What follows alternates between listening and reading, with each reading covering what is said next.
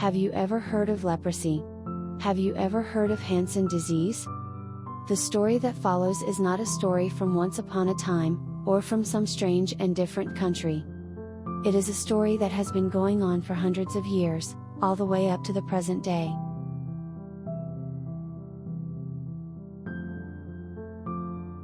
And this is a problem all over the world, all over Japan. It is a problem of this town where we live.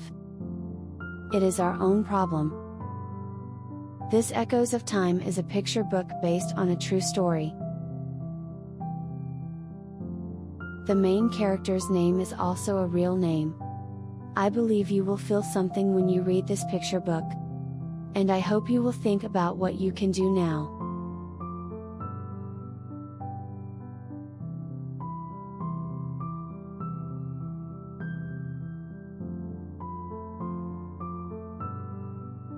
Having lost his mother to illness 2 years ago, 13-year-old Isao lived with his father. Back then, there were no fluffy futons, traditional Japanese bedding, or warm stoves. On cold winter nights, it was difficult to fall asleep even after getting into a thin futon. Isao was shaking and trembling in his futon. "Isao, come here. Come here." Isao's father was calling to come to his futon. Isao rushed into his father's futon and crawled into it. Then, his father put Isao's leg between his thighs. Isao's cold body was warmed by his father's warmth. With his body and soul warmed, Isao was able to sleep peacefully. Isao thought in his mind that this was father's brazier.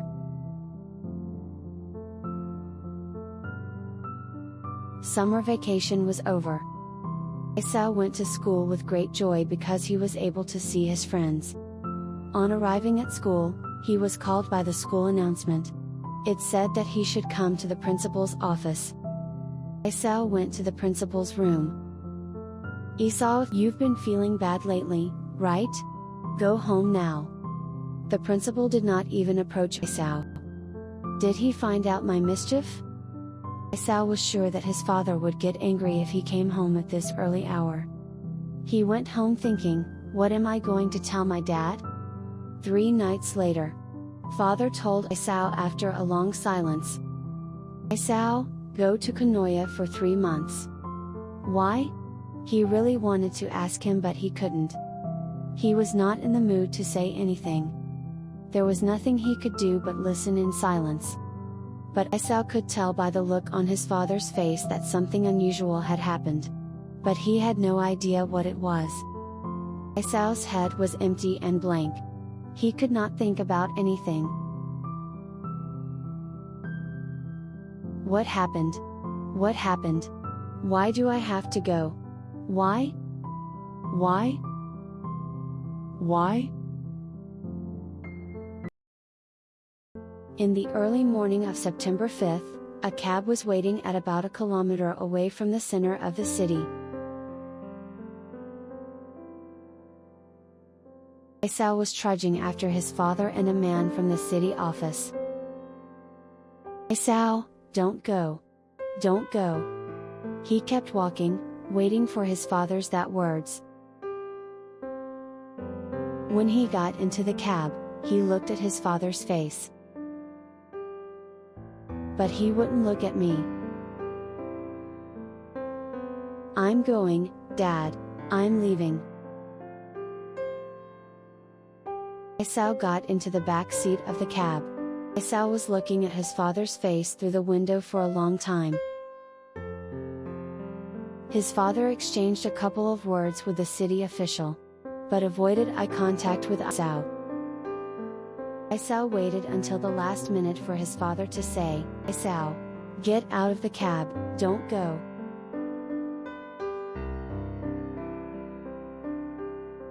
The cab started. Isao put his forehead against the window pane and stared at his father's face. He looked at his father's face and saw him moving away from him. Isao's father, who stood there and couldn't even look Isao in the eye, was blurred with tears and couldn't see the cab Isao got into. Tear after tear, after tear, after tear, the ground was wet with his tears. The ground was soaked with his father's tears. After some hours of driving, Isao arrived at the National Sanatorium for Hansen's disease Hoshizuka Ki-in. Isao got out of the car. A staff member at Ki-in asked, where was the patient sitting? And then, to the back seat of the car, he sprayed a tremendous amount of white powder disinfectant on the back seat. The cab was so disinfected that Isao thought it would never be used again. They made him wear sanatorium clothes. Isao had a disease called leprosy. At that time in Japan, people suffering from this disease were segregated from their families, schools, and communities. Leprosy Prevention Law, which required people suffering from the disease to leave their families, schools, and communities and enter a national sanatorium for leprosy. There was no proper treatment and no effective medicine. Once a person contracted the disease, it could never be cured. It was said to be inherited and hereditary. It was said to be a scary disease. It was thought that the best way to eliminate the disease was to keep it away from other healthy people. And once the patients entered the sanatorium, they were never allowed to return home or to their hometowns again.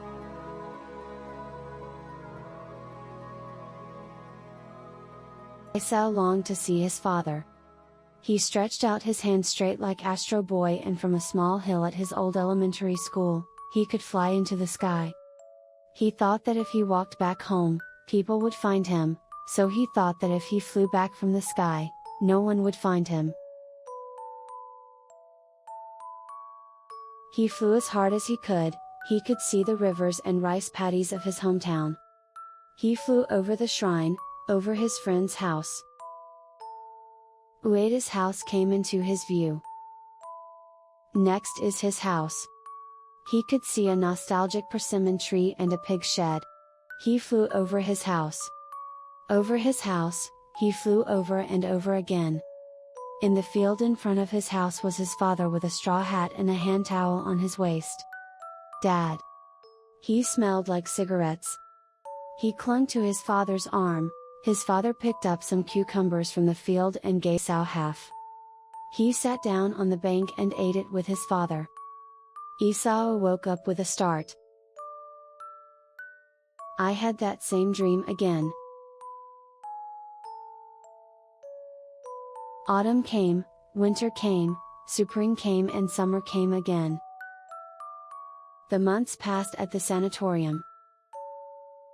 People said leprosy was a punishment from heaven and they must have done something wrong, or it was a karmic disease, which was the fate of those who had done wrong thing. And so on. They were discriminated against because of the prejudice. It was not only those affected by leprosy who suffered prejudice and discrimination.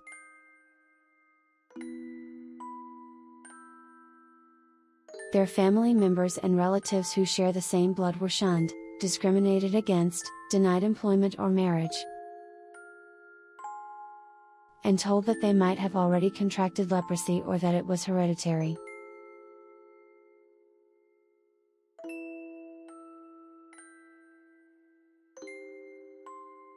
If a family member or a relative contracted leprosy, he or she was secretly hidden in a storeroom of the house, and only food was brought to him or her, who was not allowed to step outside of the house. Family told their neighbors that he or she was dead. Even so, the government officials would find out one day, or a neighbor told the authorities that something was wrong with them, everyone was forcibly taken to a sanatorium. They were arrested as if they were criminals who had committed a crime. Once they were caught, they could go back to neither their homes nor their hometowns. Isao had not told the world that he was in the National Hansen's Disease Sanatorium, so he couldn't send a letter to his home, where he was no longer supposed to be. He could neither sneak out nor return home. He was afraid that someone said, "I haven't seen Isao recently, but he seems to have leprosy.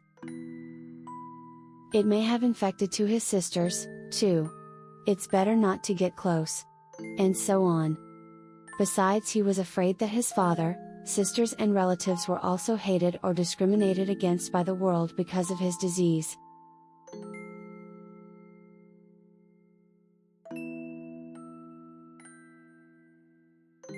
Patients in sanatoriums used fake names to hide their real names or gave themselves fake names.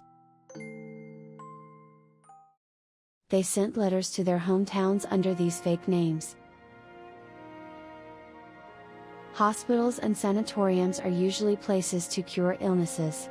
When the disease is cured, the patient is discharged.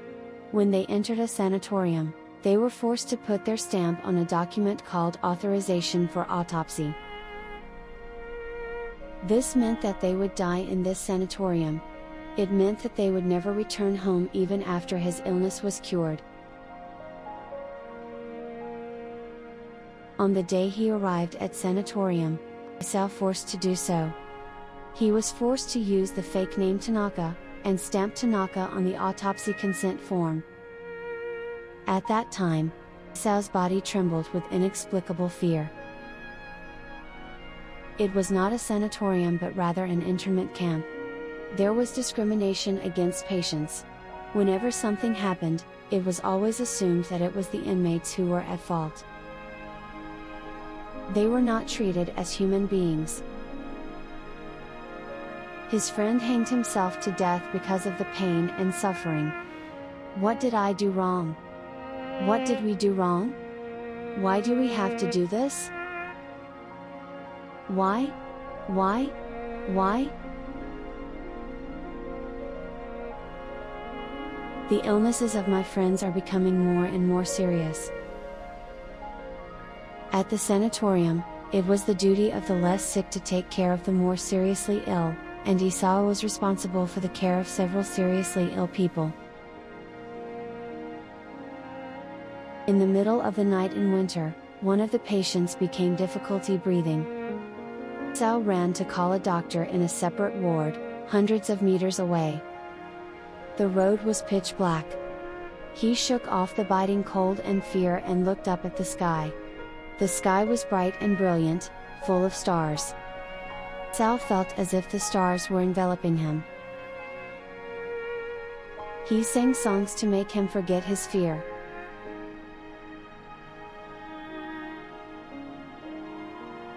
His friends died. They were carried by their fellows' hands and cremated by their fellows' hands. The remains are placed in the ossuary of Hoshizuka Kian.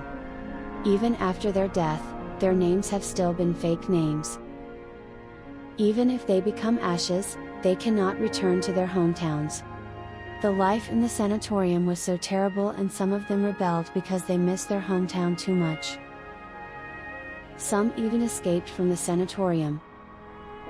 But they were soon caught and put in a dark prison. And there again his fellows died.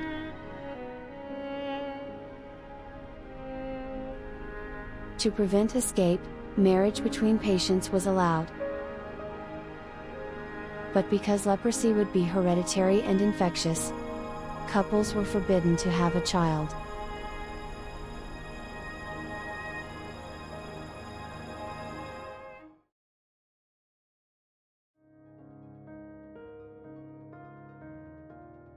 When a patient was found to be carrying a baby in the sanatorium, whether it was in the 8th or 9th month of pregnancy, abortion was forced to be performed. The baby cried cheerfully then.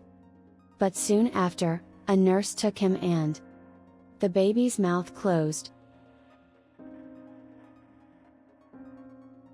The baby's crying stopped.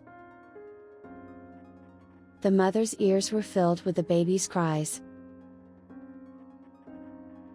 The sound of the baby's cries still lingered in the mother's ears. She dreams of her child, whom had never been held in her hands. Even after decades, she still dreams of her child. Separated from my family. My hometown erased. Stripped of my future. No children, no grandchildren.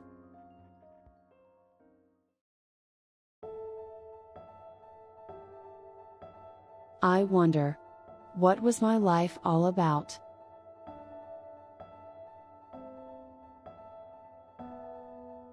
What does it mean to live?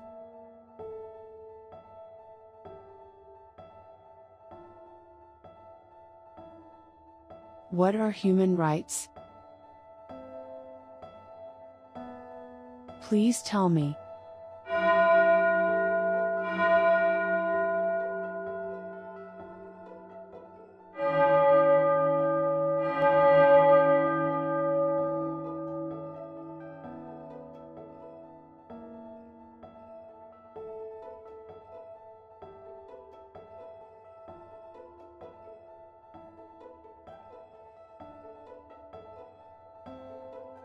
This video was created based on the picture book Echoes of Time. The author of the book, Kazuko Fukuyasu, was inspired to create the book when she listened to a song at a concert by human rights band Ganjagaram in the northern Kitakyushu.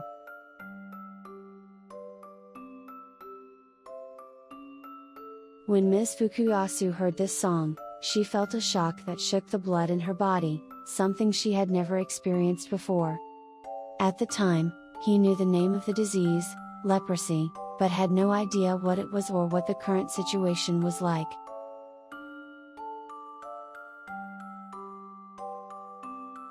After that, she flew to Kagoshima Prefecture to hear the story of Isao Tateyama. He is the main character of Echoes of Time, which is a picture book written by Kazuko Fukuyasu, a resident of Tottori Prefecture. The pictures were drawn by Ms. Fukuyasu and her daughter and grandchildren, the text was written by Ms. Fukuyasu and the title was written by her granddaughter, and the first edition was published at her own expense in 2002.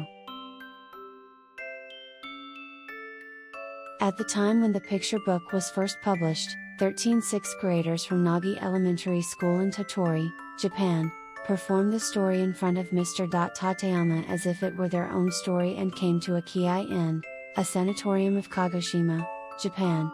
Tottori is 800 kilometers away from Kagoshima. In 2003, there was an incident in Kumamoto Prefecture where a former leprosy patient was rejected accommodation. It was the students of Nagi Elementary School who sent some protest faxes to a hot spring inn in Kumamoto, asking them not to discriminate against former leprosy patients. Later, because Ms. Fukuin's daughter's husband is a monk of the Tendai sect, the second edition of the book was published in 2010 as a picture book to raise awareness of the leprosy issue in the Tendai sect. The picture of the Jizo represents a baby who was not allowed to be born and became a mizuko, or aborted fetus. It was drawn by Ms. Fukuyasu's grandson when he was 3-year-old.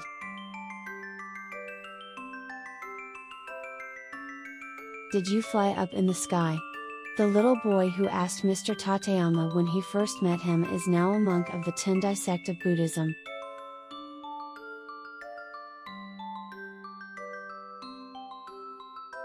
The connection with Mr. Tateyama has spread in all directions. As time goes by, the number of former Hansen's disease patients is aging and more are passing away each year.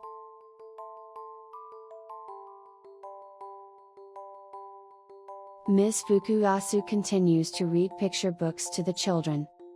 It's my own problem, she says. She continues to read picture books to the children, asking them, "It is my own problem." Isao Tateyama, the main character of this picture book, has been working tirelessly to resolve the leprosy issue. Why should the victims of leprosy prevention law be the ones to take action?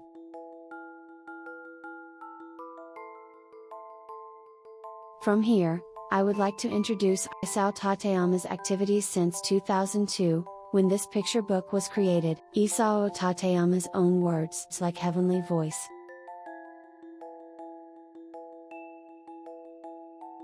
In 1947, the medicine called Pramen, a special treatment for leprosy, made leprosy a curable disease with no side effects if treated at an early stage.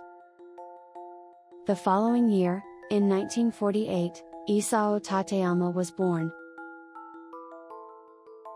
In spite of the fact that leprosy had become a curable disease in the world thanks to Puromin, in 1953 the government enacted the Leprosy Prevention Law, which continued the forced isolation that had existed since the Meiji era. Later, when Mr. Tateyama was in 8th grade, he was quarantined.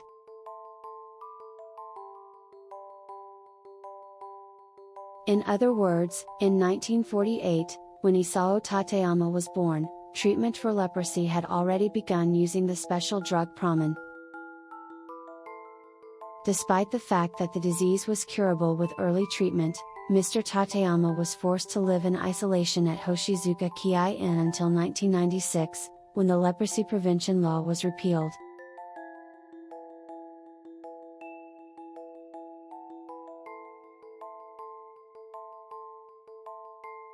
Nothing is as far away as hometown for leprosy patients. In 1998, Mr. Tateyama and his 12 fellows decided to file a lawsuit against the government for the Leprosy Prevention Law as unconstitutional. In 2001, Leprosy Prevention Law was declared unconstitutional and the plaintiffs won their lawsuit against the government.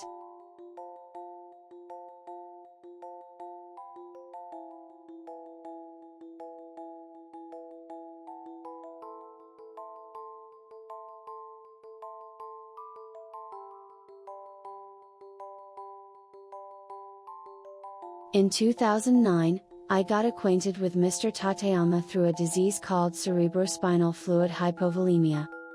The disease, cerebrospinal fluid deficiency, occurs when the dura mater, which protects the circulation of cerebrospinal fluid that protects the brain and spinal cord, breaks, allowing cerebrospinal fluid to leak out. However, in 2009, the medical community said that such a disease could not exist. The reason for this was that the disease was often caused by traffic accidents, which were related to the interests. For a long time, patients were treated as if they were suffering from a fraudulent disease by the medical field, and some patients who became bedridden or unable to move chose to commit suicide due to their suffering. In 2016, cerebrospinal fluid hypovolemia was recognized as a disease and covered by insurance, thanks to Mr. Tateyama's support for the Patients Association and his role as a bridge to the national government.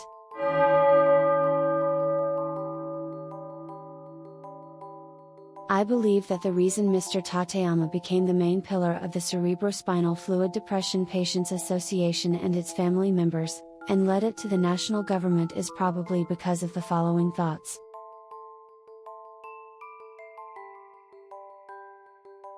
We could endure the suffering of illness itself. However, we couldn't endure when prejudice and discrimination based on the disease had occurred. I will never forget my friends who took their own lives because of prejudice and discrimination. They were killed by the law.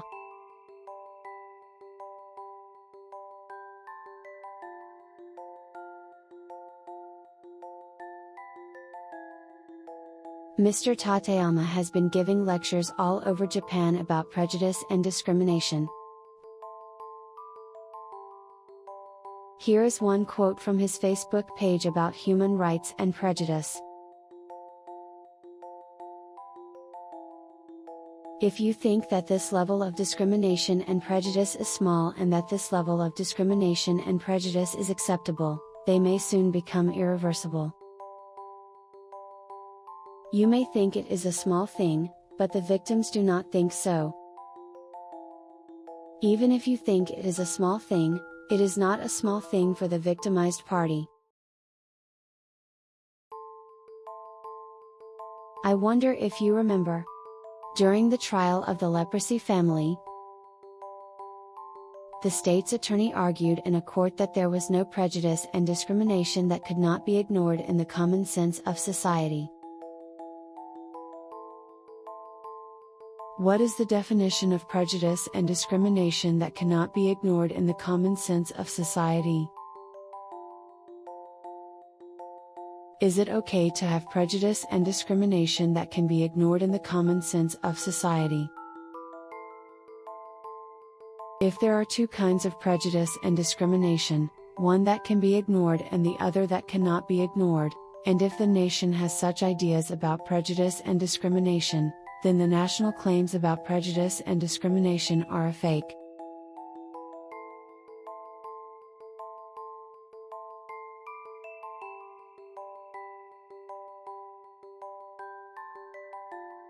Now, let's move on to the leprosy patient family lawsuit.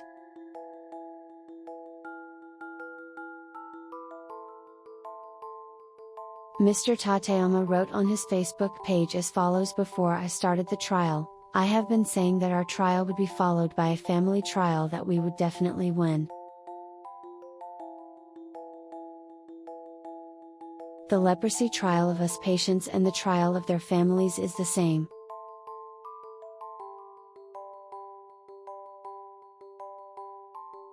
This is not a case that can be settled only by those who have suffered from leprosy. Those who were patients and their families suffered greatly as well.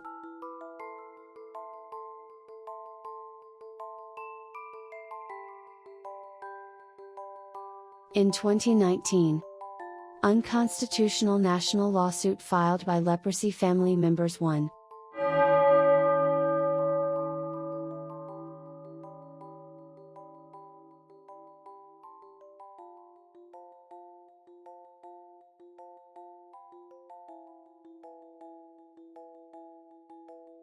As one of the victims of the Leprosy Prevention Law, Mr. Tateyama is working tirelessly for a total solution to the leprosy problem.